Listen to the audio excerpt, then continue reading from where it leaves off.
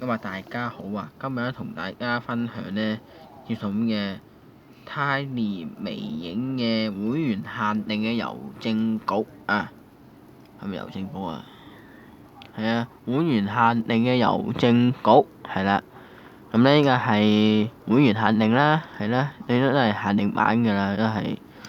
咁咧，佢個郵政局嘅貨車呢都做得幾唔錯喎，佢都係有郵政局嘅車仔嘅喎，真係唔係講笑喎。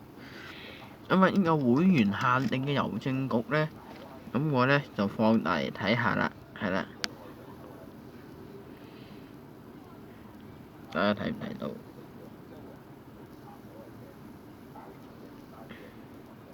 好啊，我哋先睇一睇個車頭先啦，車頭係綠色㗎啦，係啦，全綠色㗎啦。因為 Isuzu 咧車牌係 AM4064啊，佢係一個咁嘅郵政局嘅物流貨車，綠色嘅，咁啊，咁又係綠色㗎啦，全綠色。咁啊，車身咧都印上咗金心金二啦，係啦，咁咪 Hong Kong HK 郵政局咁樣，喺度後面有少少資料喎，應該都係咁嘅郵政局嘅車仔啦，係啦，一行得幾唔順嘅，佢驗貨嚟講咧，一打開個盒咧就已經冇咗個倒後鏡啦，已經爛咗倒後鏡㗎啦已經，咁啊嗰個職員咧換翻一架俾我啦，係啦，佢換翻一架有倒後鏡俾我啊！佢換翻一架倒後鏡俾我。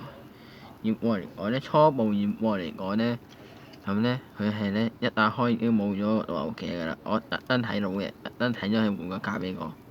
我一跑過去啦，咁咧就已經冇咗倒後鏡，跟住嗰個職員咧，微影嗰個職員咧就俾翻個新嘅我啦，係啦。咁啊，職員咧地點都係唔會講㗎啦，秘密因為秘密啊。咁啊，睇翻呢架車先啦。咁啊，尾板係落得㗎啦，係啦。升高又升低可以落得㗎啦，係啦。咁咧，呢架嘅微影嘅貨車嘅介紹就嚟到呢度啦。中意咧，記得俾個 like 我哋下條片咧就再見啦。好，微影貨車限定版，會員限定，下次再見。好，拜拜。等呢個一陣啊，係啦。